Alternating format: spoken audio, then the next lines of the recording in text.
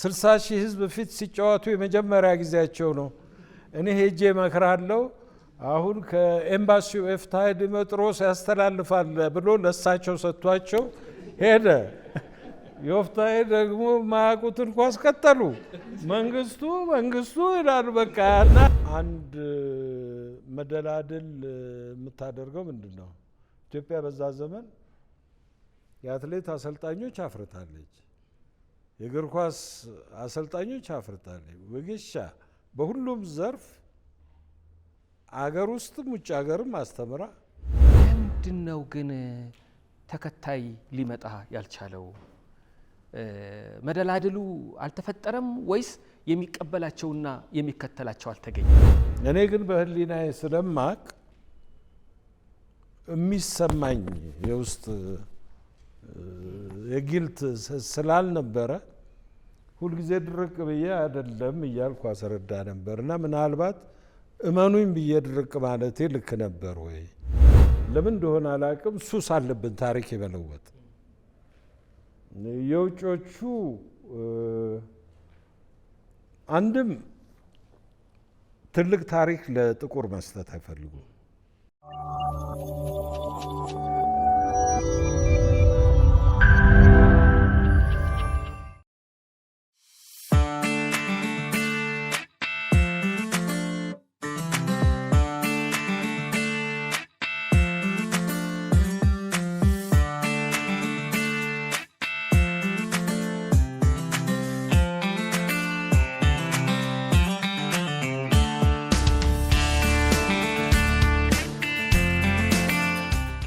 ይድነቃቸው ተሰማ በዓለምና በስፖርት ዓለም በተሰኘው ይሄ መጽሐፋቸው ይታወቃል።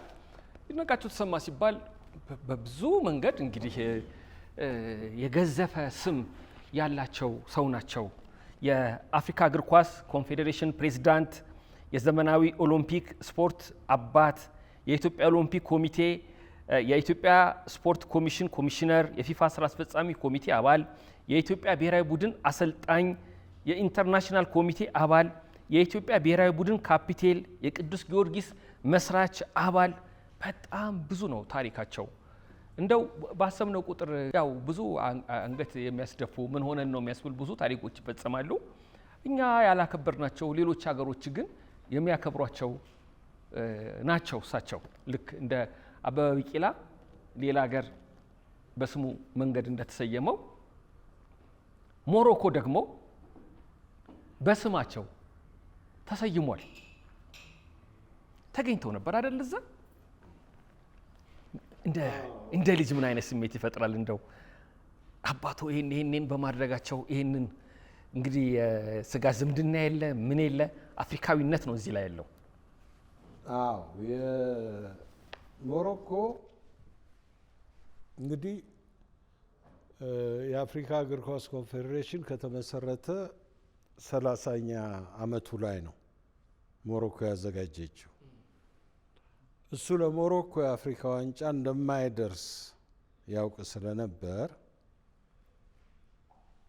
ከአፍሪካ ዋንጫው ቀደም ብሎ 30ኛውን ዓመት የአፍሪካ እግር ኳስ ኮንፌዴሬሽን በዓል የተመሰረተበት ካርቱም ላይ እንዲከበር ዝግጅት ተደርጎ ነበር። ለሞሮኮ ግን እኔ እንዲሄድ ሁኔታዎችን አመቻችቶ ነበር። እኔ አልደርስም ብሎ ያውቃል። እና በአጋጣሚ የካርቱሙንም ሳይገኝ ቀድሞ አረፈ። በመስከረም ነበር የካርቱሙ፣ እሱ በነሐሴ አረፈ። ከዛ በኋላ የአፍሪካ እግር ኳስ ኮንፌዴሬሽን የኢትዮጵያ ተስካር 40 ቀን ተስካርን ቆጥሮ ካይሮ ላይ ሜሪየት ሆቴል የአፍሪካ የስፖርት መሪዎች በሙሉ የተገኙበት የመታሰቢያ ስነ ስርዓት አደረገ። እዛ በዓል ላይ ተገኘው። 40ኛው ቀን ነው እና እዛ ጊዜ ድረስ ማቀው እኔ ሞሮኮ አፍሪካ ዋንጫ እሱን ወክዬ እንደሚሄድ እንጂ ስቴዲየም ምናምን የሚባል ነገር አላቅም። ከዛ በኋላ ተመለስኩ። አንድ 5-6 ወር በኋላ ማርች ላይ ነው ሞሮኮ በመጋቢት እንግዲህ ሊሄድ ያሰብኩት እኔ ወደ መጨረሻዎቹ ግሩፕ ስቴጅ አልቆ ወደ ጥሎ ማለፍ ሲደረስ ነውና እንዲሁ ዝም ብዬ ቢሮ ስገባ በአስቸኳይ በነገው ፍላይት እንድትመጣ ኤርፖርት ገብተን እንጠብቃለን። ንጉሥ ሀሰን የሞሮኮን ማዘጋጃ ቤት የስፖርት ኮምፕሌክስ በተሰማ ስም እንዲሰየም ወስነዋል የሚል መልእክት ደረሰኝ። እኔ በዛ ሰዓት ኩራት ነው የተሰማ፣ ደስታ ነው የተሰማ ብትለኝ አላውቀውም። ድንጋጤ ነው የተሰማኝ። ትንሽ ለመቀበል ከበድ አለኝ እና ኤኒዌይስ እንግዲህ ምንም ግርግር ሳላበዛ ተሳፈርኩና ሄድኩ። እውነትም እንዳሉት ባለስልጣኖች ገብተው ከውስጥ ቪዛም ሳያስፈልገኝ አወጡኝ። አደርኩ። በጠዋት በአጋጣሚ ያን ቀን ምን ይሆናል ንጉሥ ሀሰንን ለመገልበጥ ደግሞ ኩዴታ ሙከራ ሰራዊቱ ውስጥ ነበር። እሳቸው ቀሩ እና የሞሮኮ ባለስልጣናትና የፊፋ ፕሬዚዳንት ሀበላንጅ መራቂዎች እንዲሆኑ ተደረገ። እኔ መራቂ እንደሆን ተደረገ። ኢሳ ሀያቱም ያኔ ነበር የተመረጠው። ስለዚህ እንትኑን ሪበኑን 1/3 እኔ 1/3 ዶክተር ሀሊም የሚባሉ የአባቴ ተጠባባቂ ፕሬዚደንት ነበሩ ሱዳናዊ። 1/3 ዶክተር ሀበላንጅ እንትን አደረገ። ሞሮኮ የባህል ሙዚቃ ሁሉ ፕሮግራም ተዘጋጅቶ በጣም ደስ የሚል እውቅና ሰጡት። እዛ ላይ የዓለም ስፖርት ቤተሰብን በመወከል የፊፋ ፕሬዚደንት ታሪክ የሆነ ንግግር አደረጉ። መጽሐፉም ላይ የጻፉትን ምስክርነት አይተሃል። በፊፋና በአይኦሲ ላለን ሰዎች የእውቀት ምሰሶ ነበር ነው የሚሉት። በኃይል ነው የሚያከብሩት። ሀበላንጅ በጣም እንትን ነበራቸው። እዛም ንጉሥ ሀሰን ከነበሩበት ቦታ ሆነው ያን ጊዜ መውጣት አልቻሉም። የተላለፈላቸውን መልእክት ያስተላለፉት የፊፋ ፕሬዚደንት ናቸው። በአጋጣሚ ከሱ 3 ወር ቀድሞ የአዲዳስ መስራችና ባለቤት ሞቶ ነበር። የእሱ ድንገተኛ ነበር አሟሟቱ። አዲዳስ ደግሞ እዛው የተሰማና የዳስለር ምሽት ብሎ አዘጋጅቶ በጣም ትልቅ እውቅና ሰጡትና በዛን ሰሞን ሁሉም ኢንተርናሽናል ተቋማት እውቅና ሰጥተዋል። ሞሮኮ ያን ጊዜ ለሱ እውቅና ላለመስጠት ትቸገር ነበር። ብዙዎች ብዙ ትርጉም ይሰጡታል። የመጀመሪያ አፍሪካ ዋንጫ ነው እንግዲህ። አፍሪካ ዋንጫ ከተጀመረ ጀምሮ 30ውን ዓመት የተደረጉትን 15ቱንም የአፍሪካ ዋንጫዎች የውድድር አዘጋጅ ኮሚቴ ሊቀመንበር እሱ ነው። የመጨረሻዎቹን 15 ዓመታት የኮንፌዴሬሽኑ ፕሬዚደንት እሱ ነው እና ሁሉም ጋዜጣ ሁሉም የሚዲያዎች ይሉ የነበረው ተሰማ የሌለበት የመጀመሪያ አፍሪካ ዋንጫ ስለሆነ አርዕስቱም እሱ ስለነበረ ንጉሥ ሀሰንም ብልህ ውሳኔ ነው የወሰኑት። በጣም ተመሰገኑበት። ነገር ግን ይሄ 80,000 የሚይዝ ስቴዲየም ምናምን የሚባለው እውነት አይደለም።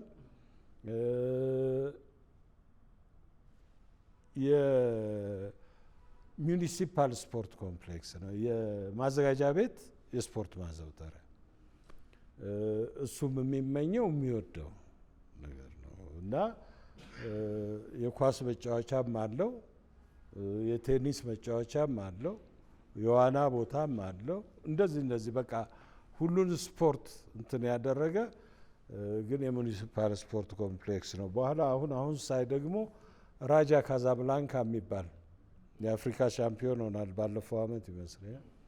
የራጃ ካዛብላንካ ክለብ ህጻናት ማሳደጊያ ሆኗል እና እዛ ከልጅነት ጀምረው እግር ኳስ የሚያሰለጥኑበት ቦታ ሆኗል እና በእውቅና እንደነዛ አይነት በጣም ብዙ ነበሩ በዛን ጊዜ። በአጋጣሚ እዚህም የመጡ አሁንም እዚህም አንዳንድ እውቅና እኮ አለ። አቢሲኒያ ባንክ አንድ ብራንች በስሙ ከፍቷል። ኮሜርሻል ባንክ ደግሞ እዚህ እንደውም የቅርንጫፉ ስራ አስኪያጅ አሉ እና አንዱን ወሎ ሰፈር ያለውን በጣም በፐርፎርማንስ አንደኛ የሚሆነውን ቅርንጫፋቸውን አቶ አምሳል ብቅ ብለህ ብትታይ ጥሩ ከፍ ብለህ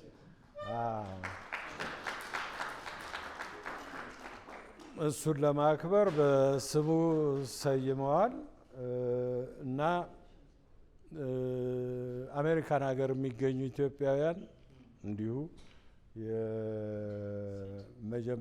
በፊት የኤስፍና ይሄ የእግር ኳስ ውድድሩን በ1988 በአውሮፓ 1980 በኛ አዘጋጅተው በአጋጣሚ እኔ የክብር እንግዳ ሆኜ ሸላሚ አሸናፊው የሎስ አንጀለስ ቡድን ካፕቴን የኔ ታናሽ ወንድም ግሩም ነበር። ዋንጫው ይድነቃቸው ነበር። ስለዚህ ሸላሚ ታደለ ይድነቃቸው፣ ዋንጫ ይድነቃቸው፣ ተሸላሚ ግሩም ይድነቃቸው ሆኖ ጥሩ አጋጣሚ እዛም እውቅና አግኝቷል። ይድነቃቸው ተሰማ የቅዱስ ጊዮርጊስ እግር ኳስ ቡድን አባል በነበሩ ጊዜ በአንድ ወቅት ከ47 ግቦች መካከል 43ቱን ያገቡት እሳቸው ነበሩ ያስገቡት 43 ግብ። አሁን ተሰማ ሸቴ የነበራቸው ዝና አለ። በኋላ ደግሞ ልጃቸው መጣ። ነጋድራስ ተሰማ ሸቴ ያሉትን ቢያስታውሱን ደስ ይለኛል። የድሮ መታወቀው በተሰማ ሸቴ ነበረ። ነጋድራስ ወደ በኋላ ላይ እንግዲህ የኢትዮጵያ ፖለቲካ ታውቀዋለህ አይደለም? አንድ ጊዜ ከመሪው ጋር ከተጋጨ በኋላ ከሚዲያ ስምህ ይጠፋል። አዎ ጥሩ አይደለም። እንደውም ስምህ ከተነሳ መሪው ማስታወቂያ ሚኒስትሩን ሊሽር ይችላል። ስለዚህ የነጋድራስ ስም ተከለከለ እና አይቀርብም ነበር በሚዲያ። እሳቸው እየተረሱ ሄዱ። ልጃቸው ግን በስፖርተኝነት በጣም ዝነኛ እየሆነ ሄደ። ኋላ እሳቸው ደግሞ የሴሌብሪቲ መስተንግዶ ለምደዋል በየቦታው። 80 ዓመታቸው አካባቢ ነው አለ። አገር ውስጥ ገቢ ሄዱ አለ። ሄዱና ቢያዩ ማንም የሚነሳላቸው የለም። አንዱ ጋር ቁጭ አሉ ክለርኩ ጋር አላወከኝም ወይ አሉት። አላወቅሁትም ጌታዬ ብሎ ሌላ ስራ። ይድነቃቸው አባት እኮ ነኝ። ብድግ ብሎ እንደው ቅጽበት መስተንግዶ ሰጥቷቸዋል። ኋላ ቤት መጡና አስጠሩኝ አለ። ስማ አሉኝ አለ። ድሮ የኔ ልጆች የኔ ትውልድ የሚያውቃችሁ የተሰማ ሸቴ ልጆች እያለ ነበር። አሁን ደግሞ የኔ ትውልድ አለቀና ያንተ ትውልድ እኔን የሚያቀኝ የይድነቃቸው አባት እያለ ነው ብለው አሉና ይሄ የጄኔሬሽን የትውልድ የእውቅና ሽግግር ደስ ይላል። ምንድነው የአባቱ ጫማ የማይጠባው ልጅ አይወለድ ይባላል። የአባቱ ጫማ የማይጠባው ማለት ለአባት ትልቁ ኩራቱ ልጁ በልጦት ገኖ ሲያይ ነው። መልካም አባትነትም በዚህ ይገለጻል። እሳቸው አፍሪካ ውስጥ በደንብ ስማቸው አለ። በእኛ ሀገር ታሪክ 50ዎቹ 40ዎቹ ደቡብ አፍሪካ ውስጥ ይደረግ የነበረው መድሎ፣ አፓርታይድን፣ ይሄ ጥቁሮች ይደረግ ላይ የነበረው ደባ በሙሉ የሚቃወሙ ጸሐፊዎች ነበሩን። ጥሩ እንቅስቃሴ ነበረ። እግር ኳሱ ደግሞ አሁን እሳቸው የአፍሪካ ህብረት ሳይቋቋም በፊት ምንም ሳይደረግ በፊት አድሏዊነትን በመቃወም ግንባር ቀደም ናቸው፣ ብዙ ተሟግተዋል ይባላል።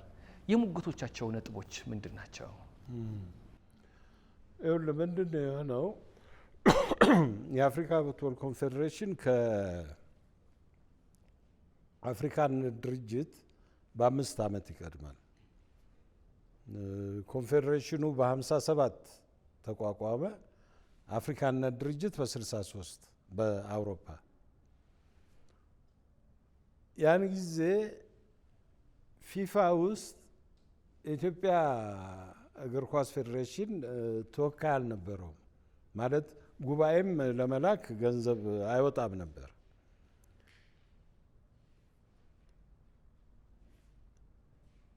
እና የነበሩት ፊፋ ውስጥ ደቡብ አፍሪካ፣ ግብፅና ሱዳን ነበሩ። ግብፅና ሱዳን ደቡብ አፍሪካን ሳይቃወሙ አብረው የአፍሪካ ተወካዮች ሆነው እዛው ቆዩ። አሁን 57 የአፍሪካ እግር ኳስ ኮንፌዴሬሽን ምስረታ ለይድነቃቸው የመጀመሪያው ነው። የደቡብ አፍሪካን እንትን ያን ጊዜ አይታወቅም የዘር መድሎ ምናምኑ እና ምንድን ነው የሆነው? መጀመሪያ ኮንፌዴሬሽኑ ማቋቋም ላይ ይስማማሉ። አፍሪካ ሀገራት በቅርቡ ነጻ እየወጡ ይሄዳሉ። ስለዚህ የአፍሪካ ውድድር እናዘጋጅ። ፊፋም ደግሞ በ5 ምክትል ፕሬዚዳንቶች ነው የሚመራው ታውቃለህ። በ5 ምክትል ፕሬዚዳንትና 1 ፕሬዚዳንት። ስለዚህ 5ቱ የአህጉሮቹ ሊቃነ መናብርት ናቸው። በፊፋም ከ5ቱ አንዱ እንድንሆን የኮንፌዴሬሽን ያስፈልገናል ይባልና ኮንፌዴሬሽኑ ይቋቋማል። ከዛ የመጀመሪያውን አፍሪካ ዋንጫ ለምን እናዘጋጅም ሲባል ዋንጫ መግዣ ገንዘብ አልነበረም። ማን ነው የሚባሉ ኢንጂነር አብደላ ሳሌ የሚባሉ የመጀመሪያው ሊቀመንበር እሳቸው ቆንጆ የሲልቨር ዋንጫ ገዙና በዚሁ ይጀመራል ተባለና ውይይት ተጀመረ። አሁን ፍሬድ ፌል የሚባል የደቡብ አፍሪካ ተወካይ መስራች ነው። ይቅርታ አድርጉልኝ፣ እኔ በሀገሬ ሕግ ነጭና ጥቁር አብሮ ስለማይጫወት ምረጡና ወይ የነጭ ወይ የጥቁር ቡድን ይዤ ልምጣ ብሎ አለ። ይህን ጊዜ ያቸው የመጀመሪያ ጊዜው ነው ሀገሩ ላይ የጣሊያንን የዘር መድሎ አይቷል። እነሱ ተከልክለው የሀገር ተወላጆች መርካቶ ነበር የሚጫወቱት። እንደገና እዛ ተመልሶ ሲመጣበት አይ የራስህን ጥቁር ከተጸየፍክማ ከኛ ከጥቁሮች ጋር አፍሪካ ዋንጫ ለምን ትካፈላለህ? ስለዚህ ተደባልቀህ ጥሩ ነጭ ተጫዋች ካለ ነጩ ይግባ፣ ጥሩ ጥቁር ካለ ጥቁሩ ይግባ እንጂ ወይ ጥቁር ወይ ነጭ የሚባል ነገር የለም። ይሄ የዘር መድሎ ነው፣ አንቀበልም። ይሄንን አቋም ካለወጣችሁ መውጣት አለባችሁ ብሎ ጽኑ አቋም ይይዛል። በኋላ ፍሬድ ፌል መለወጥ አልችልም፣ የሀገር ህገ መንግስት ነው እና በዚህ ላይ ቁርጥ ያለ ውሳኔ ስጡኝ አለ። የለም እንግዲያው ትወጣለህ ተባለ፣ ወጣ። በዚህ ነው ለመጀመሪያ ጊዜ በዓለም ላይ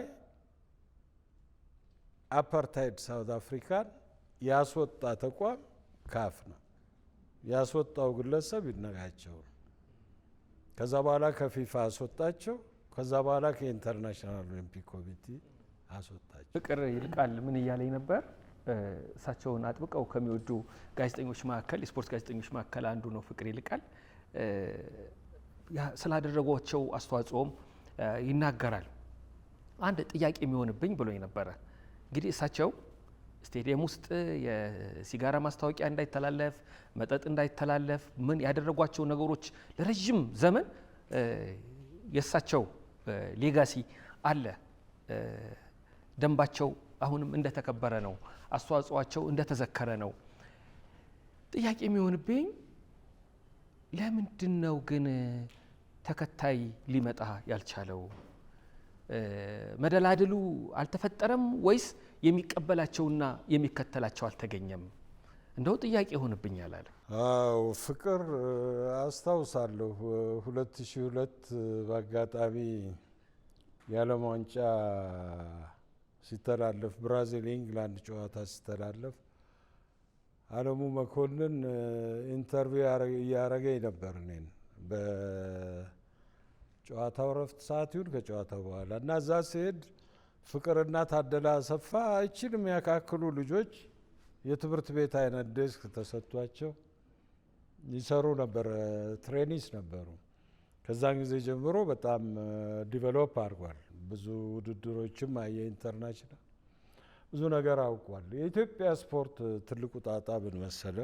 ስፖርት መጀመሪያው ትልቁ ነገር እሱም ራሱ ጡረታ ከመውጣቱ በፊት በጣም የታገለለት ነገር ሜዳ በሌለበት ስፖርት የለም እና በእነሱ ዘመን ሜዳ ነበር። ሜዳው የስፖርቱ ባይሆንም በየሰፈሩ ሜዳ ነበር ልጆች የሚጫወቱበት ማንኛውም አይነት ስፖርት። በእኛም ዘመን ነበር። በእኛ ዘመን አዲስ አበባ ኳስ ሳይጫወት የሚያድግ ልጅ የለም። ዛሬ አዲስ አበባ ኳስ ተጫውቶ የሚያድግ ልጅ የለም። መጫወቻው ቦታ የለም። እሁድ እሁድ እንደው በዓለም ተደርጎ ማያቅ የመኪና መንገድ እየተዘጋ መኪና መንገድ ላይ ነው የሚጫወተው። እዛ ውስጥ ስፖርት ሊኖር አይችልም።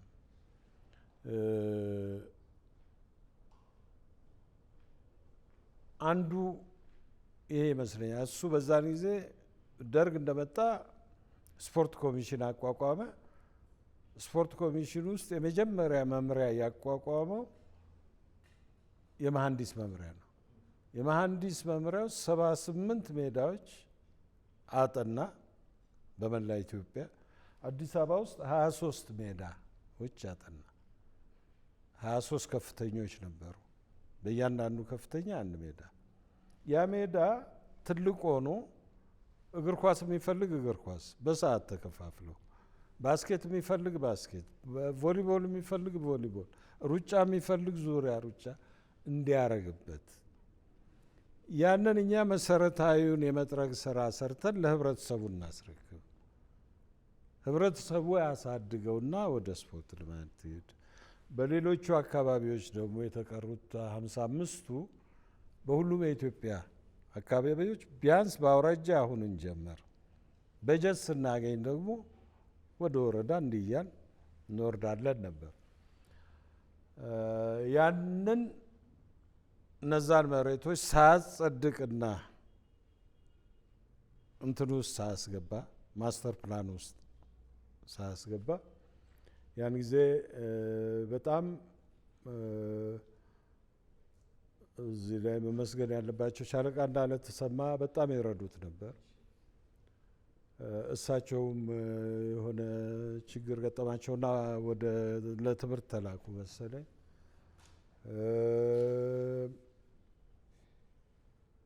ፕሬዚደንት መንግስቱም ተጠንቶ ሲመጣ እኔ ወስናለሁ ግድ የለዎትም ብለውት ነበር። ያም ሳይሆን እሱ ሁሉ ሳይደርስ የእሱ ጡረታ ቀን የተራዘመ ጡረታ ቀን ደረሰ። ለተከታዩ ያንን ሰጠና ሜዳ ከሌለ ስፖርት የለም፣ ስፖርት ኮሚሽኑ መፍረስ አለበት። እዚህ ላይ በርትተ ጨርሳለ። ሳያልቅ ያው ተገንብቶ አለቀ። አብዛኛው ቦታ እንደምታዩት ነው። ዛሬ ስፖርት ማዘውተሪያ የሚሰራበት ቦታ የለም እና ዋናው ለስፖርቱ ሞት አንዱ ይሄ ነው። ሁለተኛው ግን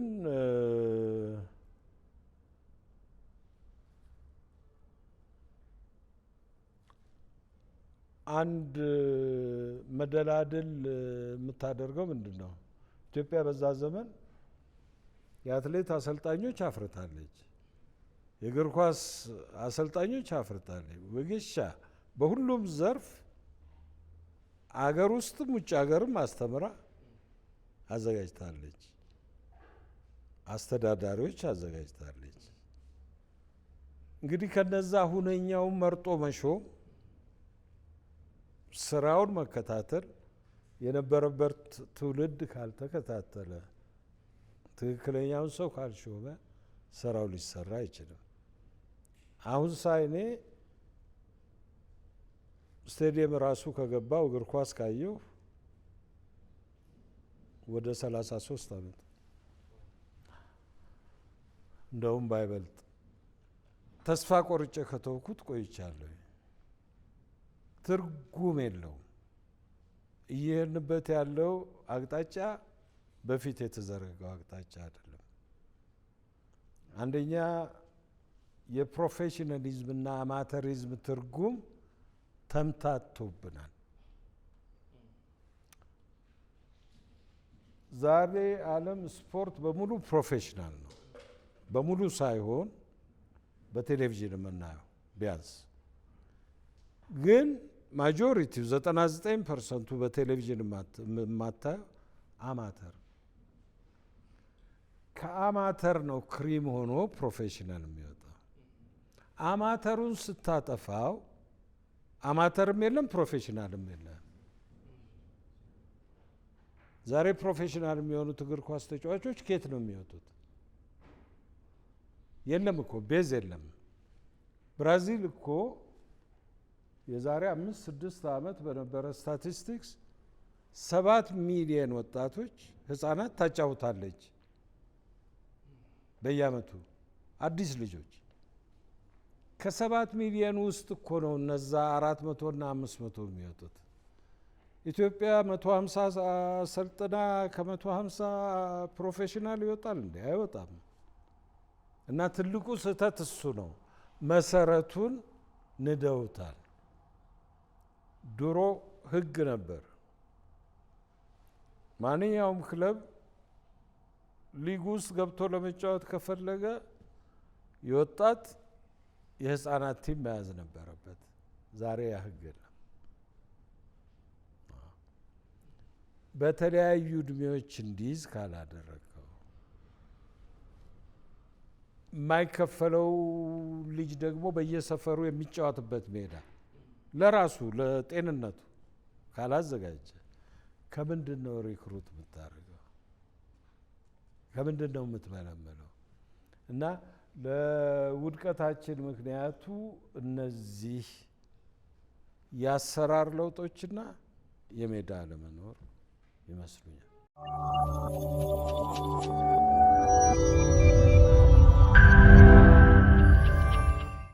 ብዙ ጊዜ ይህንን በመቆጨት ሲናገሩ ሰማለው።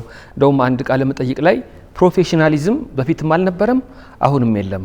ኢትዮጵያ ውስጥ ብቻ አይደለም፣ አፍሪካ ውስጥ ራሱ ደቡብ አፍሪካ፣ ናይጄሪያ እና ደቡብ አፍሪካ ትንሽ የተሻለ አዝማሚያ እንደሚታይባቸው የጠቆሙትን ሰምቼ ነበር። ናይጄሪያም የለም፣ ደቡብ አፍሪካ በመጠኑ አለ። ይድነቃቸው ምንድን ነበር የሚለው? አፍሪካ ለፕሮፌሽናሊዝም አልደረሰችም ነው። ፕሮፌሽናሊዝም ማለት የመንግስት ድርጅት ከመንግስት ብር አውጥቶ የሚያቋቁመው ክለብ ማለት አይደለም። ራሱ በሚያገኘው ገቢ ለተጫዋቾች ደሞዝ ከፍሎ አትርፎ የሚኖር ተቋም ማለት ነው። ኢትዮጵያ ውስጥ እኮ እንደዛ አይነት የለም። አሁን 18ቱ ክለቦች የመንግስት ናቸው። አንድ ክለብ የቡና ነጋዴዎች ነው። አንድ ክለብ የግለሰብ ነው። ስለዚህ ፕሪሚየር ሊጉ ራሱ የለም። እንግሊዝ ሀገር ለምንድን ነው አሁን እንግሊዝ፣ አውሮፓ፣ ፈረንሳይ ምናምን ሂሳባቸው ይሰራል። ከወጫቸው ማነው ከገቢያቸው በላይ ከሀብታም ገንዘብ አግኝተው እንኳን ቢያወጡ ይቀጣሉ። አትችልም። ፕሮፌሽናል ፉትቦል አትራፊ ካልሆነ መምራት አትችልም። ቢያንስ ምንድን ነው የሚባለው ወጪውን በገቢ የሚሸፍን መሆን አለበት። ምንጩ ያልታወቀ ገንዘብ የሚጠቀም ፕሮፌሽናል ክለብ አይፈቀድም። ስለዚህ አሁን ፊፋ ወደፊት የፕሮፌሽናል ኢቫሉዌሽን ቢጀምር ከኢትዮጵያ ክለቦች አንድም የሚያልፍ የለም። ከሜዳ ገቢ ሆነ ከቴሌቪዥን ሆነ ከማሊያ ሽያጭ ሆነ ፕሮፌሽናል ክለብ ሊያስኬድ የሚችል ገንዘብ የሚያገኝ አንድም ክለብ የለንም እና የዛ ሚስ አንደርስታንዲንግ ነው። መጀመሪያ አማተሩን አጠንክረን ብንይዝ ኖሮ እንደ ብራዚሎቹ ብራዚል እኮ አሁን አባቴ የመጨረሻ ዓለም ዋንጫው ላይ አንድ የብራዚል ተጫዋች ማነው ጣሊያን ክለብ የገዛው አገሩ $200 ነበር የሚያገኘው። ገና እኮ ወደ ፕሮፌሽናሊዝም መምጣታቸው ነበር የብራዚል ክለቦች። ፔሌ የዓለም የእግር ኳስ ንጉስ የሚባለው ሳንቶስ የሚባለው ክለቡ ሊከፍለው ስለማይችል ከገቢው የብራዚል ፓርላማ ወስኖ ፔሌ የአገር ሀብት ስለሆነ ብሎ ማንቸስተር ዩናይትድ ሊገዛው ፈልጎ ነበር $45,000 የወር ደሞዝ ማነው የዓመት ደሞዝ። $45,000 ብራዚል መንግስት ይክፈል ቅርስ ነው እንዳይወጣብን ተብሎ ብራዚል መንግስት እየከፈለ እኮ ነው የተጫወተው። ፔሌ እኮ ሚሊዮኖች የሰራው ሪታየር ካረገ በኋላ በእግሩ ሳይሆን በጥርሱ። ጥርሱ ነጭ ስለነበር ኮልጌት ማስታወቂያ እየሰራ ኮልጌት ፔፕሲ $8 ሚሊዮን $9 ሚሊዮን በአመት ያገኝ ነበር።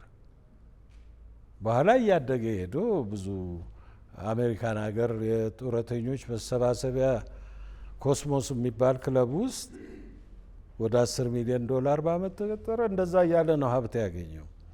እና የእኛ ችግር ምንድን ነው? ፕሮፌሽናሊዝምን ትርጉሙን ሳናቀው ነው የገባንበት።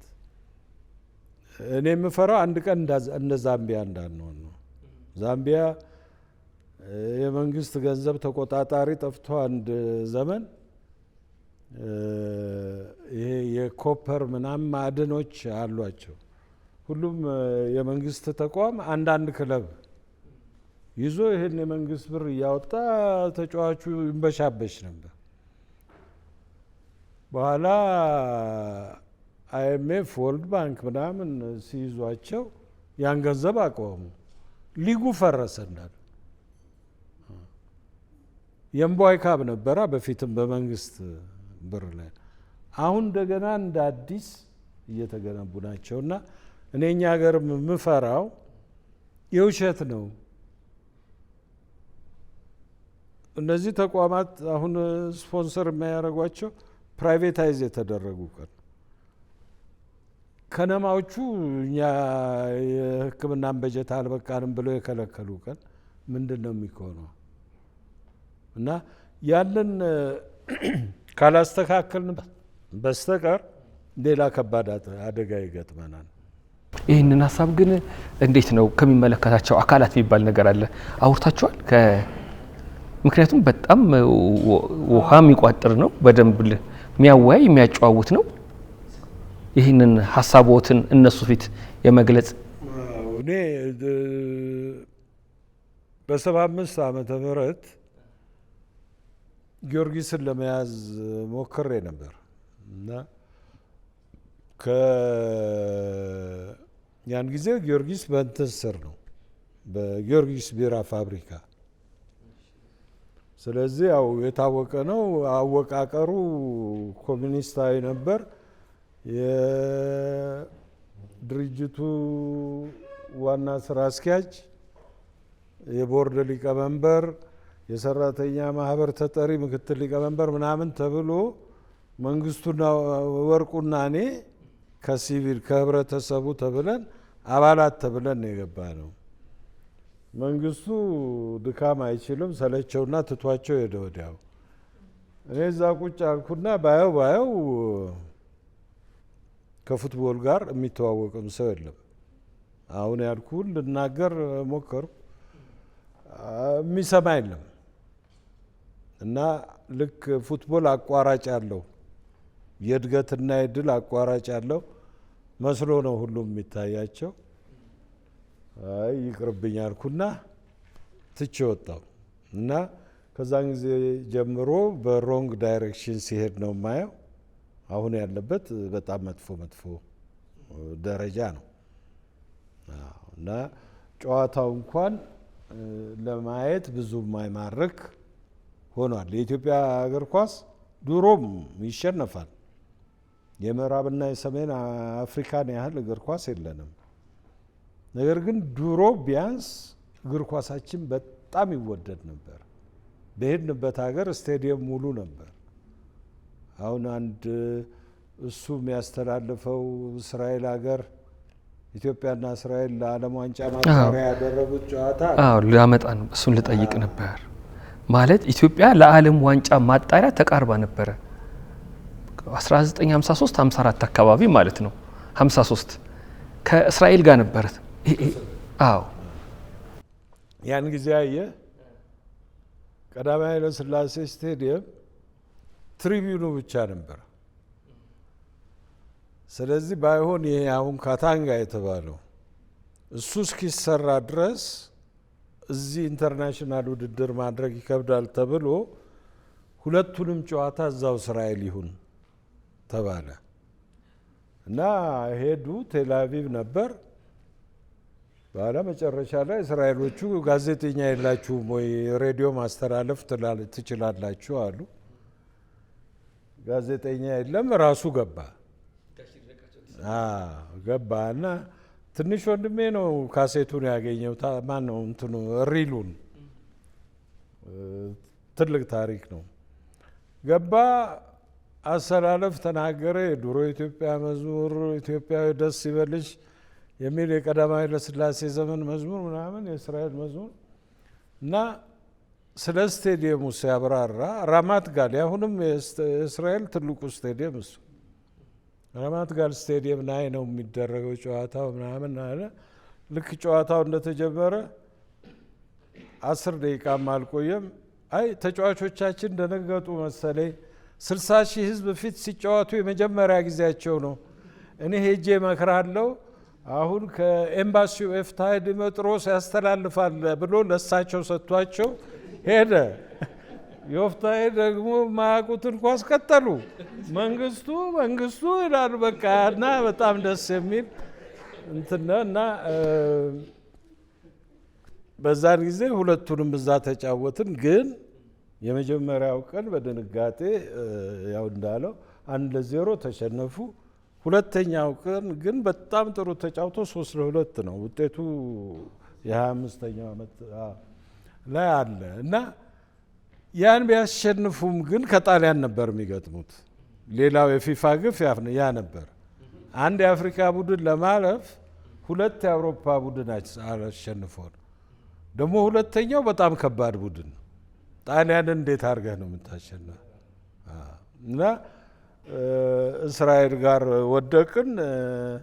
መውደቃችን በጀን። ጣሊያን ደግሞ እስራኤልን 1-6 አቀመሳትና በዛው አሰናበታት እና ለማንኛውም ግን እዛ ደርሰን ነበር። ከዛ በኋላ በአመቱ ለ3ኛው አፍሪካ ዋንጫ ካታንጋና ክቡር ትሪቡን ደረሰና እዚህ ተደረገ እና ይሄ አሁን ከርቮቹ በዛን ጊዜ ምን ነበር የሚሉት? ምስማር ተራና ቴሰራ በር ነበር የሚባለው። ቴሰራ ማለት ነፃ መግቢያ ነው። ለተጫዋቾች ነው እና እነሱ ያው አጥሩን ተደግፎ በሽቦ እየተሻሙ ማየት ነው። መቀመጫ የለም። ምስማር ተራ የሚባለው ደግሞ ባለ 30 ሳንቲም ፖሊስ ሳይመታው በዛው በሸንበቆ ስር የሚመለከት እንደዚህ አይነት እንትን ነበር። ለ6ኛ አፍሪካ ዋንጫ ነው ከርቡ ተሟልቶ የተሰራ።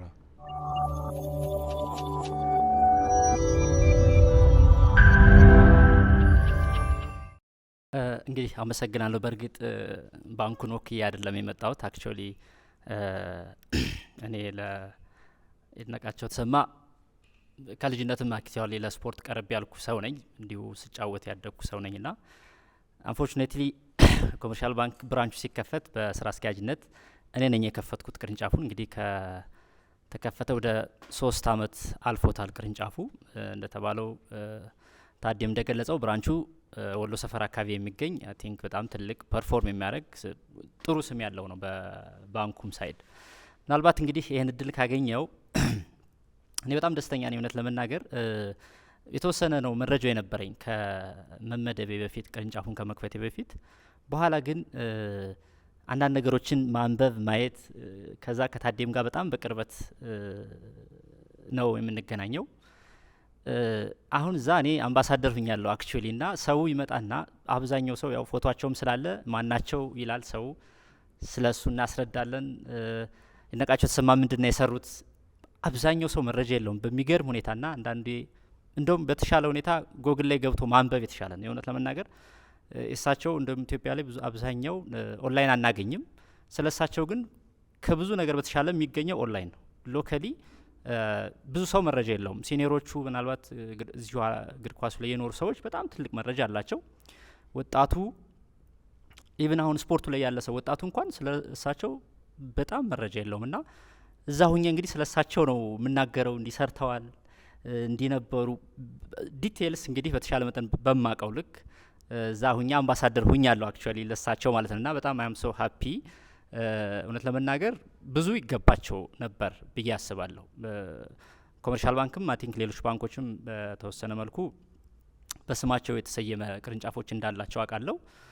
ግን እውነት ለመናገር ብዙ አካዳሚዎች በስፖርቱ እንደውም ከዚህ በተሻለ ስፖርት ላይ አካዳሚዎች በሳቸው እያንዳንዳቸው ክለቦች መሰየም የሚገባቸው ትልቅ የሀገር ባለውለታ ኢትዮጵያን በአፍሪካም በዓለም የሚያስጠሩ ጀግና ሰው ናቸው። ሶ እኔ በጣም ደስተኛ ነኝ። ኮመርሻል ባንክም እውነት ለመናገር ይሄን በማድረጉ በጣም ትልቅ ምስጋና ይገባዋል ብዬ አስባለሁ። እኔም ደግሞ እንደዚህ የዛም የመጀመሪያውም ደግሞ ከፋች በመሆኔ ደግሞ በጣም ኩራት ይሰማኛል። እዚህም በመጋበዜ በጣም እጅግ አርጌ አመሰግናለሁ። ታዴን በጣም እጅግ አርጌ አመሰግናለሁ። በጣም በቅርበት ነው የምንሰራው። አብዛኛውን ከሳቸውም የምሰማው መረጃ አለ። ወደፊትም እውነት ለመናገር በየሄድኩበት በብዙ ሰው ብዙ መረጃ ሼር አረጋለሁ። ወጣቱ በባንኩ ሰው ያሉ ስም እንዲያውቋቸው በጣም ትላልቅ ሰዎችን አፕሮች ለማድረግ እሞክራለሁ። በጣም እጅግ አርጌ አመሰግናለሁ። ቴንክ ዩ ቬሪ ማች። እሺ አመሰግናለሁ ጌታዬ። በእውነት ብዙ ሰው ወዳጆች አሉኝ። እንዳለ ጌታንም ከልብ አመሰግናለሁ ይህን እድል ስለፈጠርክልን። በእውነት አንድ ሰው ሀገር ወዳለሁ ማለት ጥቅም የለውም። በቃ ሰው ባለው ነገር ባለው እውቀት ምናልባት እንዳለ ጌታ ነጋዴ ልጅ ነው። እኔ ከ20 አመት በፊት ይህን ታሪክ አውቃለሁ እሱንም ሳላቅና ነጋዴ ቢሆን የተሻለ ገቢ ያገኝ ነበር። ግን ሀገር ሁሉ ሰው ነጋዴ መሆን ስለማይችል ይሄን ነገር ስለሰራልን ስለፈጠርክልን ከልብ አመሰግናለሁ። እኔ ብዙ ወዳጆች አሉኝ በእውነትና በጣም ይሄ በአማርኛው በደንብ አይገልጽምና ካራዝማዎት በጣም የተለየ ነው በእውነት ለመናገር። ምናልባት አዋስቶ ማውራት የሚመጥን ከሆነ አላቅም፣ በጣም የተለየ ነው። እኔ ምን ለማለት ፈልጌ ነው፣ አንድ በደርግ ጊዜ ሚኒስትር የነበሩት ወሌ ቸኮል በአንድ አጋጣሚ ከሳቸው ጋር ሳወራ መኪና ተሸልመው ነበር።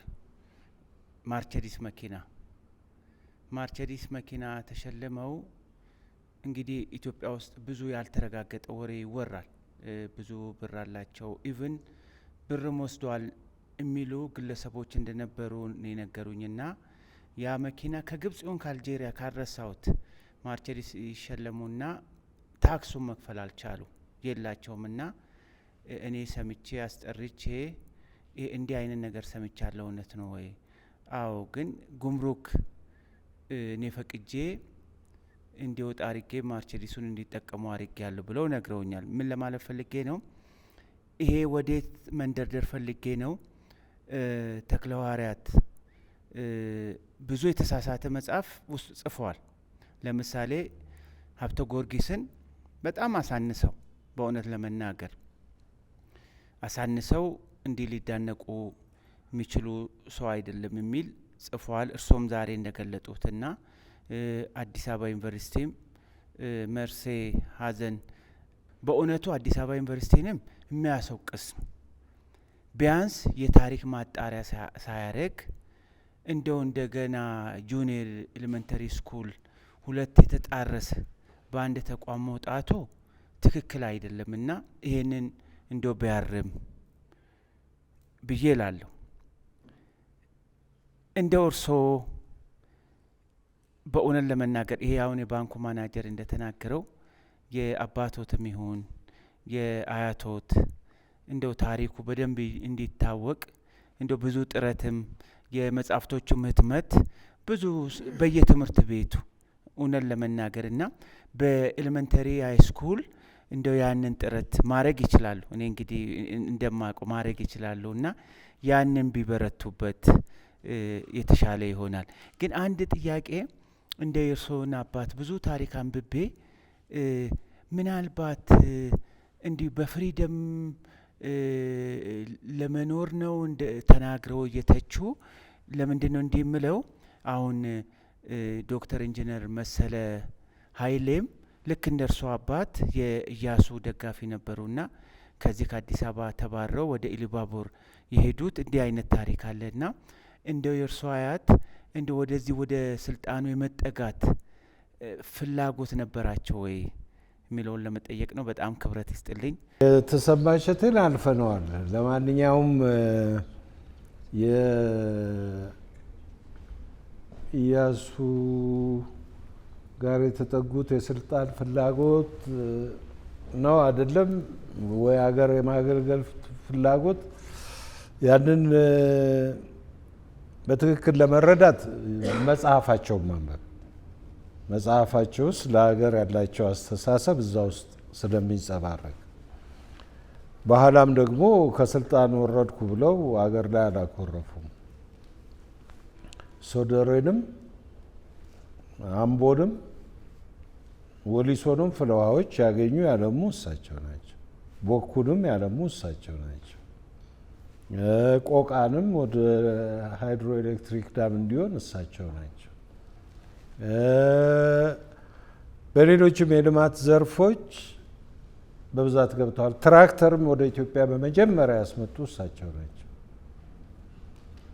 የቢሾፍቱን ሆራ ሆቴል ያስገነቡ እሳቸው ናቸው። ስለዚህ አላኮረፉም። ስልጣን ብቻ ሳይሆን ካለ ስልጣንም ሰርተዋል ለማለት ነው። የይድነቃቸው መኪና እንዴት ገባ? ምን በጉቦ ነው ያሉት? አይደለም። እሺ፣ እንዲሁ በእጅ መንሻ ነው አላቸው ዶላር። እሺ፣ አዎ እንትን ነው። በዛን ጊዜ እሱ የአፍሪካ እግር ኳስ ኮንፌዴሬሽን ፕሬዚዳንት ነው። የኢንተርናሽናል ኦሊምፒክ ኮሚቴ አባል ነው። ፊፋ ስራ አስፈጻሚ አባል ነው እና ማንኛውም ሌላ ሀገር ቢቀመጥ ያን ፕሪቪሌጅ ያገኛል። የፈለገው አፍሪካ ሀገር ቢቀመጥ ቀረጥ ነጻ መብት አለው። ስለዚህ መኪና ሲገዛ ቀረጥ ነጻ መብት ነው የጠየቀው። መኪናውን ለመግዛት አቅም ነበረው፣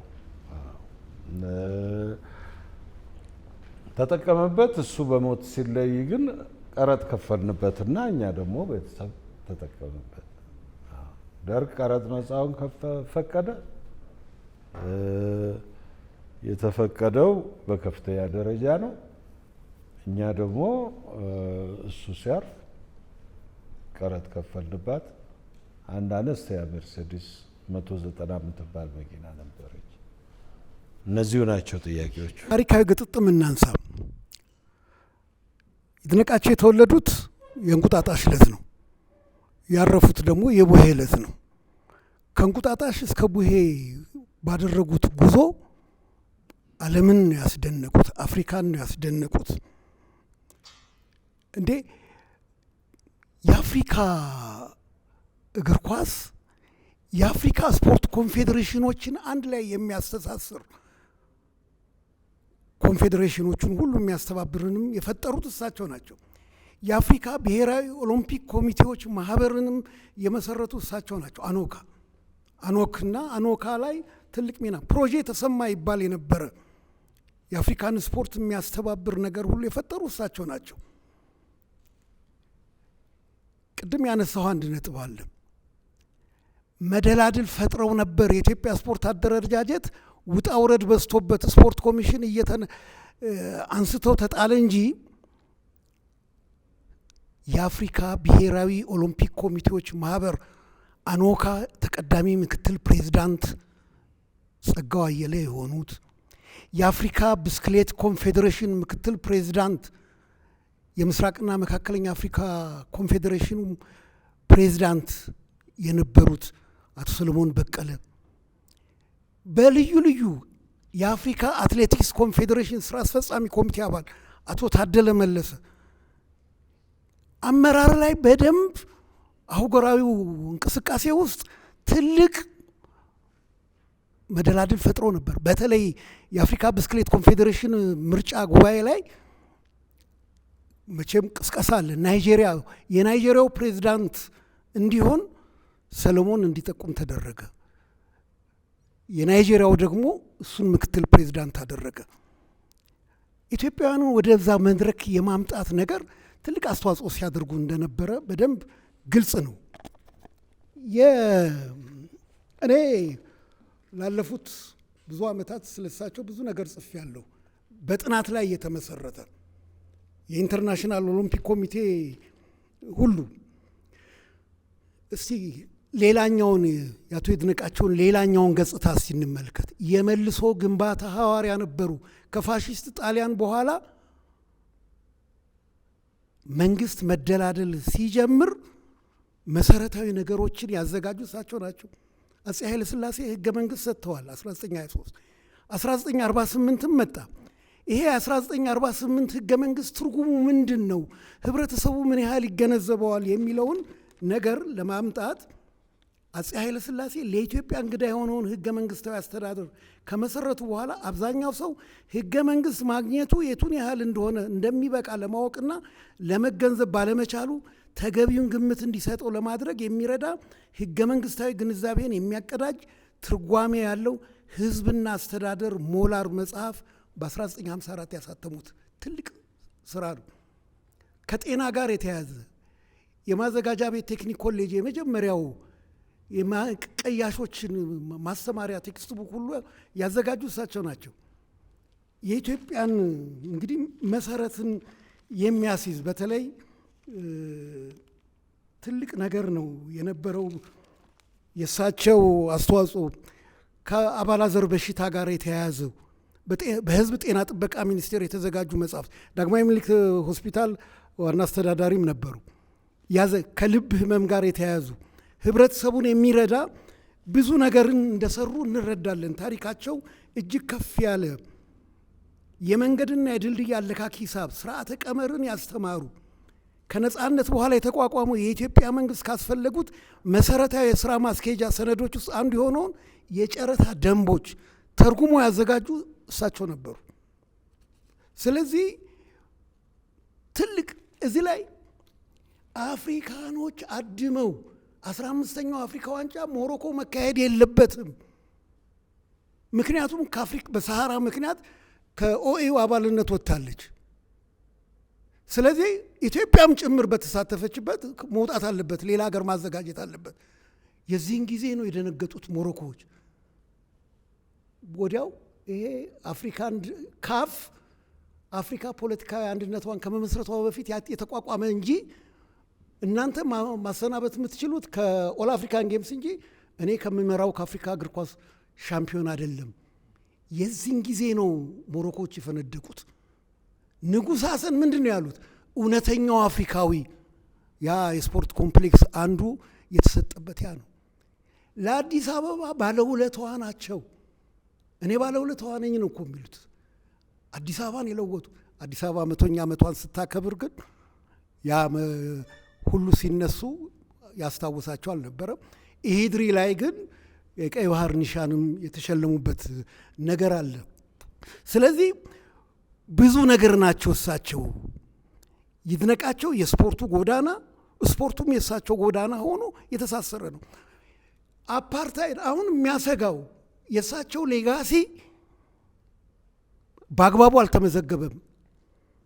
አሁን እንዲያውም አንዳንድ እኛንን የአፍሪካን አፓርታይድ እንቅስቃሴን እኛንን ያገለልን የእሳቸውን ፕሮጄ የማግለል ነገር አለ። እዚህ ሚጮህ የለም።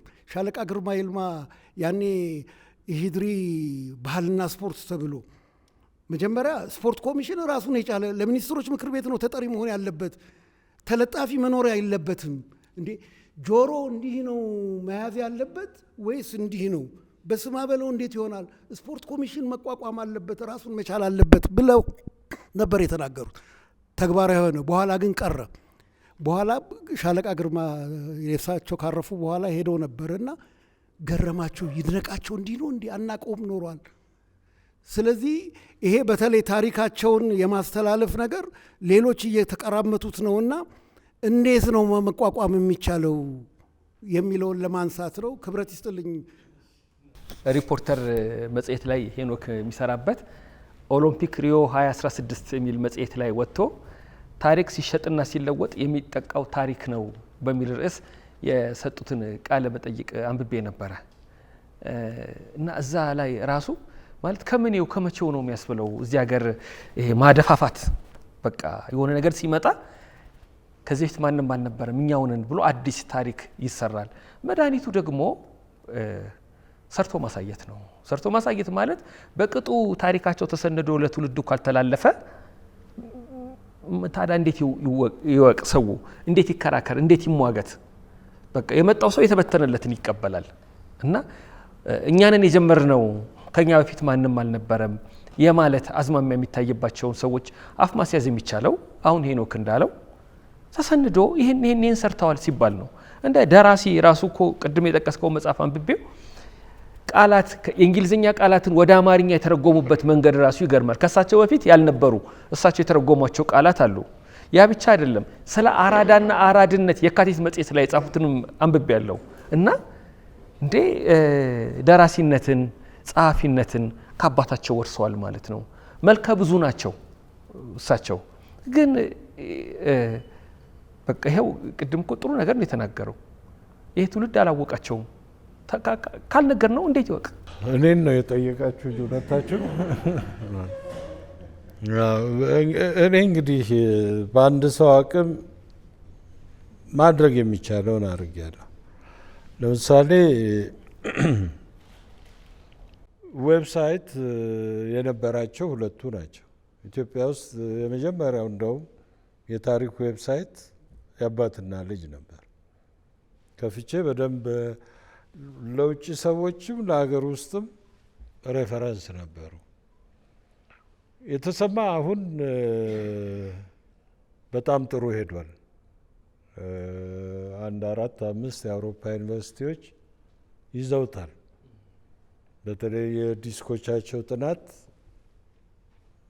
በጣም ጥሩ ፕሮግሬስ አድርጓል እና የእሳቸው እንደገና እየታደሰ ይመጣል የሚል እምነት አለኝ። ይድነቃቸው ችግሩ ምንድን ነው? ስፖርት ያስጎመጃል እና ሁሉም ሰው የስፖርት ቤት መስራች ታዋቂ መሆን ይፈልጋል። አንዳንዱ ደግሞ ካልበላሁት ልድፋው አይነት ነገር አለ። አሁን ለምሳሌ አንድ ጊዜ የአፍሪካ እግር ኳስ ኮንፌዴሬሽን 60ኛ ዓመቱን አዲስ አበባ አከበረ። የአፍሪካ እግር ኳስ ኮንፌዴሬሽን 60ኛ ዓመት ፕሬዚደንቱ ኢሳ ነው።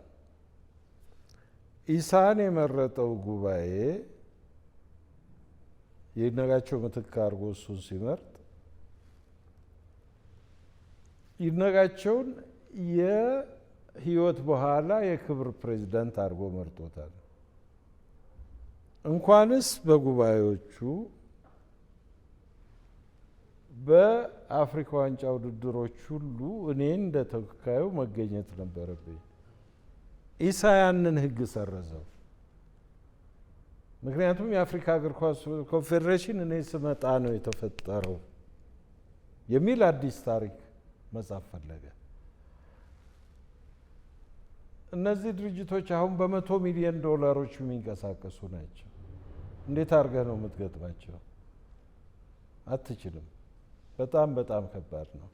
ያኔ የሰሩትን ፊልም ታስታውሳለህ? ብላተር የድሮ የፊፋ ፕሬዚዳንት ታስታውሱታላችሁ።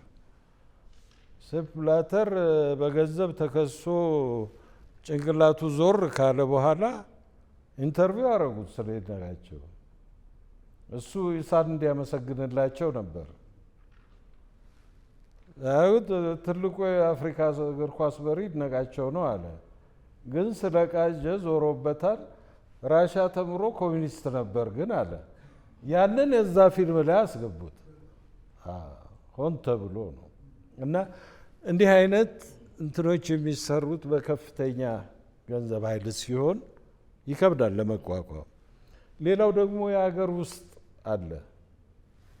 አሁን ለምሳሌ የኢትዮጵያ ስፖርት አጀማመር እኛ ህፃናት ሆነን የኢትዮጵያ ስፖርት መስራች ይድነቃቸው ተሰማ ነው ዘመናዊ ስፖርት መስራች። ትንሽ ከፍ ስንል ተለወጠና የኢትዮጵያ እግር ኳስ መስራች ተባለ። የስፖርት የሚለው ወጣ። ትንሽ ከፍ ስንል ተለወጠና ጭራሹንም አዲስ ታሪክ ተፈጠረና ጃንሆይ በ1916 ፈረንሳይ ሀገር ሲሄዱ ኦሊምፒክ አይተው እዚህ ስፖርት እንዲቋቋም ብለው አንድ ግሪክ ቀጥረው ምናምን ተብሎ የሆነ ቲያትር ተሰራ። የኢትዮጵያ አትሌቲክስ ፌዴሬሽን ታሪክ፣ የኢትዮጵያ ኦሊምፒክ ኮሚቴ ታሪክ ሙሉ ለሙሉ ተለወጠ። እንዳው ለግንዛቤ እንዲሆን እውነተኛውን ታሪክ ልንገራችሁ። ጃንሆይ ሕይወቴና የኢትዮጵያ እርምጃ የሚል መጽሐፍ ይጽፋሉ። 1963 አካባቢ የታተመ እና ያን ጊዜ ያስጠሩታል። ያን ጊዜ ስትጠራ እንዴት መሰለ ቤተ መንግስት ሞባይል ስልክ የለም እና እኛን ይዞን እየሄደ ነው። መንገድ ላይ ትራፊክ ነው የሚያስቆመው።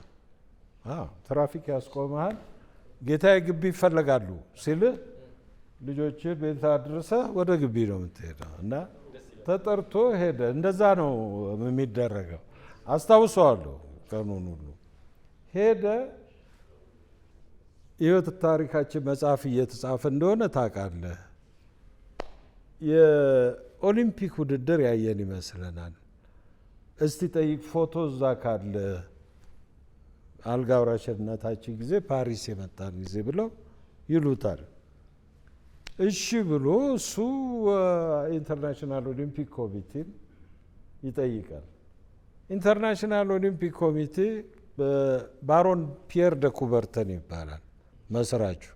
ያን ጊዜ ፕሬዚደንቱ ብሱ ነው።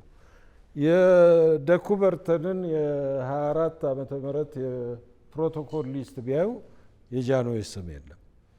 ፎቶ ቢፈልጉ አልበም የለም፣ አልተገኙም። ምናልባት ከጊዜ ብዛት ረስተውት እንዳይሆን ብለው መልስ ይሰጡታል። ከዛ በኋላ ይሄንኑ ሄዶ እሱ ይነግራቸዋል። ቶቶ አሁን ትዝ አለን፣ ግሪክ ንጉስ ነው። የግሪክ ንጉስ የኦሊምፒክ ሰንደቅ ዓላማ አስደርጎ ብዙ ህፃናት አድርጎ ስቴዲየም ውስጥ አቀባበል አድርጎልናል ብለው በዛ ታርሞ ሕይወቴና ኢትዮጵያ እርምጃ ላይ ይወጣል። ከጊዜ በኋላ ይሄንን ማን እንደለወጠው አላውቅም። ተለወጠና እሳቸው እዛ አይተው መጥተው ግሪክ ማን ነው ኢትዮጵያውያኖቹ አልሰራ አሏቸው ብለው እሱን ሰድበው ጭራሹ ነው። ያን ጊዜ እሱ 3 ዓመቱ እኮ ነው እና 1921 ነው በፈረንጅ እሱ የተወለደው። ጃንሆይ ያዩ የሚባለው በ1924 ነው። ኢትዮጵያ ውስጥ ዘመናዊ ስፖርትም የለም። ይድነቃቸውም ገና 3 ዓመት ደካማ ስለሆኑ ግሪክ ቀጠሩ ብሎ ታሪክ ጻፉ። የኢትዮጵያ ኦሊምፒክ መጽሔት አሁን ኦሊምፒክ ቡድኑ ሲሄድ ያን እየያዘ ነው የሚሄደው። በጣም እንዲህ አይነት እኛ ሀገር ለምን እንደሆነ አላውቅም ሱስ አለብን ታሪክ የመለወጥ። የውጮቹ አንድም ትልቅ ታሪክ ለጥቁር መስጠት አይፈልጉም። ነጮቹ ራሳቸው መውሰድ። አሁን አፓርታይድን ሳማራንች እድሜ ልካቸውን ሲታገሉት ነው የኖሩት። እሳቸው የአፓርታይድ ደጋፊ ናቸው። ግን ኔልሰን ማንዴላ ሲፈታ እኔ ነኝ የታገልኩት ብለው ወጡ እና ሚሊዮኖች ያወጣሉ። ተቋሞቹ ሀብታሞች ሆነዋል። አሁን በዚህ በቴሌቪዥን ገቢ በጣም ብዙ ሚሊዮን ያወጣሉ። የአፍሪካ ጋዜጠኞች እኮ ወደ 50 የሚሆኑ ሎዛን ስዊዘርላንድ ጋበዙ። ሳማራንሽ ናቸው አፓርታይድን የታገሉ ብለው ቅስቀሳ እንዳያል እና እንዲህ አይነቱን ነገር ለመታገል በጣም ይከብዳል። እኔ በተቻለኝ ቀደም ሲል በዌብሳይቱ ነበር፣ ወደፊትም እንግዲህ እንዳለጌታ አይነት መድረክ ሲገኝ ያንን በመጠቀም አንዳንዴ ደግሞ ፌስቡክ ላይ መረር ሲል ሲሰለች ትንሽ ፖስት በማድረግ ካልሆነ በስተቀር መከላከል አትችልም። ታሪክ የሌለው ሰው ሁልጊዜ ሌላ ሰው ታሪክ ነው የሚለውጠው። ትልቁ ችግር እሱ ነው።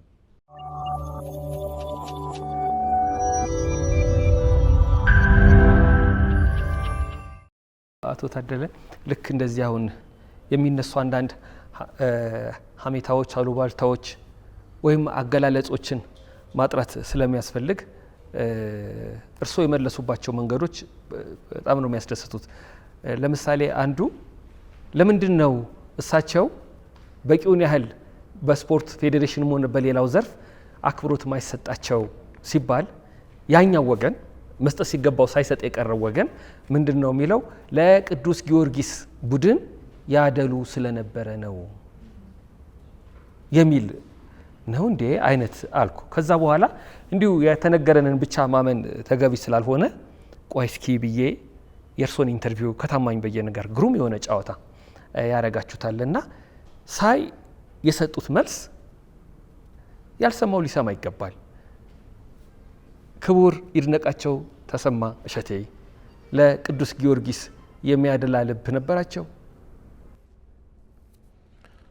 አዎ እንግዲህ ጊዮርጊስ ብዙ ዋንጫ ያገኘው እሱ በሞት ከተለየ በኋላ፣ እሱ በሕይወት እያለ በጣም አነስተኛ እዚህ የጊዮርጊስ ደጋፊዎች አሉ፣ በጣም ጥቂት ነው ያገኘው እና እሱ ራሱ አንድ ጊዜ አንድ ጥሩ መልስ ሰጥቶ ነበር። ለጊዮርጊስ ታደላለ፣ የጊዮርጊስ ተጫዋች ካልሆነ አይመረጥም እንደዚህ ምናምን ብለውት ሌላውን ተዉና 3ኛ አፍሪካ ዋንጫን ተመልከቱ ነው ያለው። በ3ኛ አፍሪካ ዋንጫ አንድ መንግስቱ ወርቁ ብቻ ነው ከጊዮርጊስ የተመረጠ። ሌሎቹ በሙሉ እንደውም አስመራ ተጫዋቾች ነበር እና እኔ ለጊዮርጊስ ማደላ ብሆን እንዴት አንድ ተጫዋች ብቻ ከጊዮርጊስ ይመረጣል? ያ በቂ ምስክርነት ነው ብሎ ነበር እና አንዳንድ ጊዜ ምን ይል ነበር? አንዳንዴ እኔም ጥፋተኛ ሳልሆን አልቀርም ይላል። የሰው ጥረት ስለነበረ ሁሉንም ነገር ያስኩኝ፣ የሰው ጥረት የገንዘብ ጥረት ስለነ ከዛ በኋላ እመኑኝ በሀቅ ነው የምሰራው ነው የምለው። ሌላው ግን የጊዮርጊስ ተጫዋችም ደጋፊም እንደሆንኩ ስለሚያውቅ አናምንህም ነው ሲለኝ የነበረው። ያለማመን መብት አለው። እኔ ግን በህሊናዬ ስለማቅ የሚሰማኝ የውስጥ የጊልት ስላልነበረ ሁልጊዜ ድርቅ ብዬ አይደለም እያልኩ አስረዳ ነበር እና ምናልባት እመኑኝ ብዬ ድርቅ ማለቴ ልክ ነበር ወይ ይል ነበርና ግን ፍርጃ ሆኖ በዛን ጊዜ ገንዘብ የለም፣ ሁሉን ነገር መሆን ነበረበት። ጋዜጠኛም እኮ ሆኗል። ቅድም ነገር ያለው እኮ ጋዜጠኛም ሆኗል። ሬፍሪ አስተማሪ እሱ ነበር። እኔ አሁን ሬፍሪነት የተማርኩት በሱ ነው። በ11 ዓመቴ እየገባን ኮሜርስ ትምህርት ቤት ነገ ተስፋዬ ገብረ ኢየሱስ ሲማሩ አብሬ ተምሬያለሁ። ከዛ 12 13ም ተመራለሁ እና ሬፍሪ ያስተምራል፣ ኳስ ተጫዋቾች ያስተምራል፣ አሰልጣኞች ያስተምራል፣ ጋዜጠኛ ይሆናል፣ የኢትዮጵያ ብሔራዊ ቡድን መራጭ ነው፣ የኦሊምፒክ ቡድኑ መሪ ነው፣ የስፖርቱ ምክትል ሚኒስትር ዴታ ነው። ሁሉንም ነገር ነው የሚሰራ። ግን ስፖርቱ ቤት የነበረው በጀት 93 ሺህ ብር ነው። 45 ሺህ ብር ደሞዝ ነው። 1 ሺህ ብር የ12ቱ ፌዴሬሽኖች ነው። የተቀረው የስልክና ቴሌግራም ነው። እንግዲህ ሰው አይቀጥርበት ምን ያርግ እና ያ ስለነበረ ነው። ስፖርት እናንተ እድሜ ላይ እኮ ነው በሚሊዮኖች በጀት ያገኘው እንጂ ከዛ በፊት አልነበረም። በፊት እንደ ደግሞ መጀመሪያ ላይ እንደውም ከቀድሞ ባለስልጣናት እጅግ ዘመናዊ የሚባሉት አበበ ረታ ሳይቀሩ አበበ ረታ ጋር ሰርቷል እሱ። እሳቸው በአገር ግዛት ሚኒስቴር የጤና ጥበቃ ዳይሬክተር በነበሩ ጊዜ እሱ የምዕዳንና ምዕዳን ማለት መዝገብ ቤት እንደማለት ነው መሰለኝ እና የትርጉም ኃላፊ ሆኖ ይሰራ ነበር እና ግን ቶሎ ወደ ኳሱ ይሄዳል እና አበበ ረታ ነጋድራስን ፈልገው ይሄ ልጆ እንደው በጣም ጎበዝ ነው እኔን ይተካኛል ስል ይህን ቄሪላ ወዶ ቁም ነገር ላይ አይገኝም ይሏቸዋል። ነጋድራስ ደግሞ ልጅ ደግሞ ወደ ፈለገበት ነው እንጂ እኔ ተመለስ ልለው አልችልም ብለው እና በሳቸው ደረጃ ያሉ ሰዎች እንኳን በሳቸው እውቀት ደረጃ ዘመናዊነት ደረጃ ያሉ ለስፖርት ቁም ነገር አይሰጡም ነበር። ስፖርት እኮ በኋላ ነው እንደውም መንግስታዊ መሆኑ እኮ የታወቀው 68 ዓመተ ምህረት እስከ 68 እኮ መንግስታዊ አይደለም። ይድነቃቸው ብቻ በግሉ ነው ምክትል ሚኒስትር እና ጋሽ ተቋመ ደግሞ ሚኒስትር ዴኤታ ሆነ እና ሁለት ምክትል ሚኒስትርና ሚኒስትር ዴኤታ የሚባሉ አሉ። ድርጅት ግን የለም። ስለዚህ በበጎ ፈቃደኞች ነበር የሚመራው። ነገር ግን የኢትዮጵያ የሚኒስትሮች ምክር ቤት ደግሞ ስፖርት ቤት ነበር። የኢትዮጵያ ሚኒስትሮች በሙሉ በአንድ ወይ በሌላ መስክ ገብተው በነፃ ያገለግሉ ነበር። ስለዚህ ማታ ማታ የእሱ ቢሮ ሙሉ ነው። ሚኒስትሮች እዛ ነው የሚሰበሰቡት። እነዚህ ቴክኖክራቶች አዳዲስ ከውጭ ተምረው የመጡ ንጉሴ ፍትሐወቅ በህግ ዘርፍ፣ ተፈሪ ብርሃነ፣ በቀለ ነዲ፣ እነ ሰይፉ ፈለቀ የኮሜርሻል ስኩል ዳይሬክተር፣ እነዛን የመሰሉ የዛ ዘመን ኤሊቶች ገብተው በነፃ ያገለግሉ ነበር። ከዛ በተረፈ ስፖርቱ ቤት ምንም አልነበረውም እና የእነዛን ሰራዊት ደራርቦ የያዘው ለአድሎ ሳይሆን ምርጫ ስላልነበረው ሰው ስላልነበረ።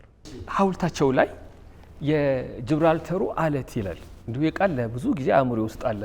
እኔ ስለ ህፃን ሆኜ ነው እሳቸው አርፈው በሬዲዮም በጋዜጣም ስለሳቸው ሲነገር ይህንን ይገልጹ ነበርና ሐውልታቸውም ላይ እቺ ጽሁፍ ተቀምጣለች። ምን ማለት ነው? ምንድን ነው? የጂብራልተር አለት ታውቀዋለህ? ራሱን አለቱን ስፔን ውስጥ የሚገኝ የዛ ስፔን ጋር ያለው ውቅያኖስ ማን ነው? ጂኦግራፊ እዚህ ውስጥ ማናል? እሺ ይሁን። አንድ ውቅያኖስና የሜዲተራኒያን ውሃ የሚገናኙበት ቦታ ላይ ለብቻው ትልቅ ጎልቶ የወጣ እንደ ተራራ አይነት አለ። በጣም ትልቅ ተራራ ለምንበል እንደ የካ ሆኖ ግን ቁመቱ ከፍ የሚል ያ ነገር ልክ መሀል ውሃ ላይ የቆመ ነው የሚመስለው። ማዕበሉ ምንም የማይጥለው የጂብራልተሩ አለት ለማለት ነው። የሚገኘው ከስፔን ግዛት ጋር ተጣብቆ ነው። ከጀርባው ያለው ስፔን ነው።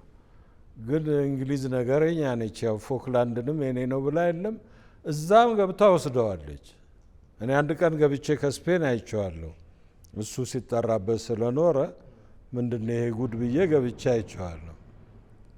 እንደ ሰው ቪላ ዝም ብለህ በአንድ በር የእንግሊዝ ቪዛህን አሳይተህ ትገባለህ፣ ጫፍ ላይ ትወጣለህ።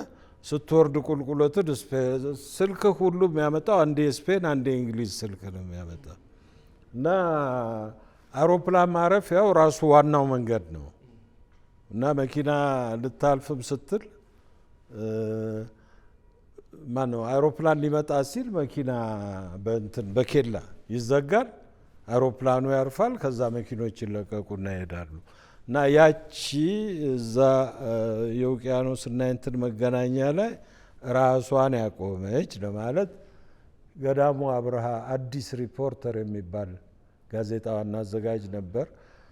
በጣም ጥሩ እንግሊዝኛ የሚናገር እንግሊዝ ሀገር ተምሮ የመጣ እሱ ነው ያንን ስም የሰጠው። እና በዚህ ሁሉ በሚናወጥ የስፖርት ቤት ማዕበል ውስጥ የማይነቃነቅ ለማለት የሰጠው ስም ነው። ከዛን ጊዜ ጀምሮ የጂብራልተሩ አለት ተብሏል። እና ጊዮርጊስ ክለብ ያለው ሐውልት ላይ ነው መሰለኝ ያንን ጽፈውታል መሰለኝ። እንደው ጋዜጠኛ ካነሳን አልቀረ ገዳሙ አብርሃ ክቡር ይድነቃቸው ተሰማ ሊያርፉ 2 ቀን ሲቀራቸው ጋዜጠኛ ታደሰ ሙሉነህን ጠርተው ምንድን ነው ያወሩት? ምን ሆነ መሰለ የመጨረሻውን 6 ወር ወይም 8 ወር በየወሩ ስዊስ እየሄደ ኬሞቴራፒ ማድረግ ነበረበት። ያኔ ኬሞቴራፒ ኢትዮጵያ ውስጥ አልገባም እና ታላቅ እህቴና እኔ ነበርን በተራ በተራ ይዘ ነው የምንሄደው። ውጪ መሞት አልፈልግም ስለሚል እንሄዳለን። አንድ መንገድ ነው፣ ኬሞቴራፒ ሰጥቷል፣ ይዘን እንመጣለን። እንኳን እሱ እኛ ይደክመናል። እና መጨረሻ ላይ ሊሞት 1-2 ወር ሲቀረው ይመስለኛል እዛ ሕክምናውን የሚመራው ሐኪም ለእኛ አባትህ ክሊኒካሊ ሞቷል፣ አንድ መኖር የሚፈልግበት ምክንያት አለ፣ በጉልበቱ ነው እየኖረ ያለው ብሏልና ደነገጥኩ። ምን ማለት ነው ስለው የደም ምርመራ ውጤቱ ምኑ የሚያሳየው የለም ምናምን አለ።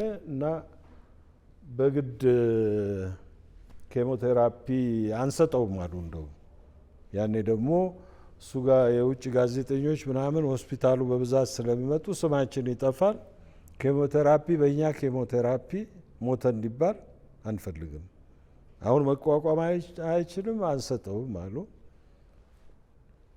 በኋላ ለምኜ አሁን መጥፎ ስሜት ከሚሰማው ቢሰጠው ሞት ነው፣ ባይሰጠው ሞት ነው፣ ስለዚህ ባካችሁ ብዬ ዶዝ ቀንሰው ሰጡት።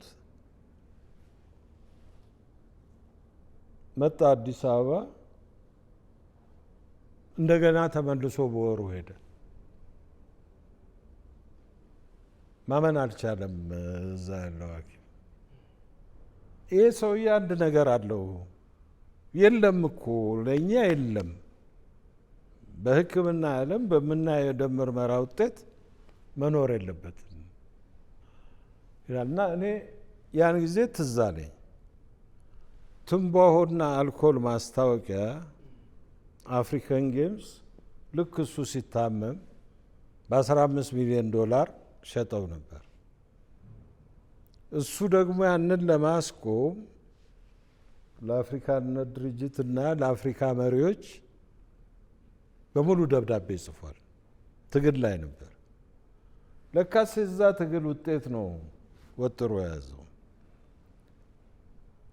ልክ ተመልሶ 3ኛው ቀን ላይ ይመስለኛል ቤት ቁጭ ብሎ ከካይሮ ቴሌክስ መጣ፣ ይዤለት ሄድኩ። የውሳኔው ተሰርዟል፣ አሁን ታደሰ ሙሉነህን ጠራልኝ እና ተጠራ። ታዴ በጣም ይወደው ነበር። ራሱ ነው ማይኩንም ቴፑንም ይዞ የመጣው እና ካሁን በኋላ በሞት ደንታ የለኝም እና ሲጋራና አልኮል ማስታወቂያ ከማየት አፍሪካ ድናለች አለ። ሰኞ ይህን ኢንተርቪው ሰጠ፣ ሮብ አረፈ። በጣም ነው የምናመሰግነው አቶ ታደለ ይድነቃቸው ተሰማ እሸቴ። እንኳን ተገናኘን፣ እንኳን ተጨዋወትን። እንዴት ነበር ቆይታችን?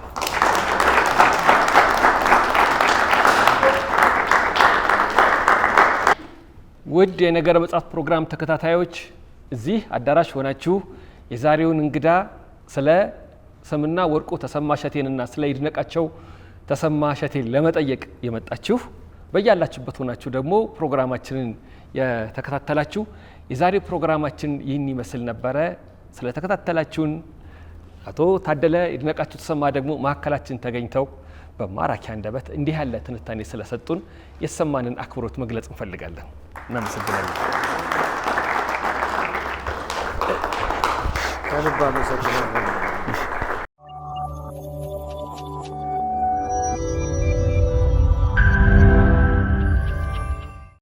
እዚህ መድረክ ላይ የመጡ ሰዎች ይህችን ቀን ያስታውሷት ዘንድ የምናስረክባት አንዲት ስጦታለችን እና ታዳሚውን ወክዬ እንድሰጥ ይፈቀድልኝ።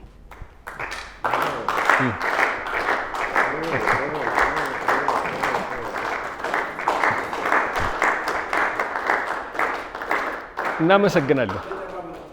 እሺ እሺ እሺ በጣም ጊዜ ስትልኝ በጣም አመሰግናለሁ። እኔ ደግሞ መጽሐፎቹን ለሼልፉ በምችለው ቁጥር አበረክታለሁ። በጣም ጊዜ ስትልኝ እንዳለ ጌታ። እሺ እሺ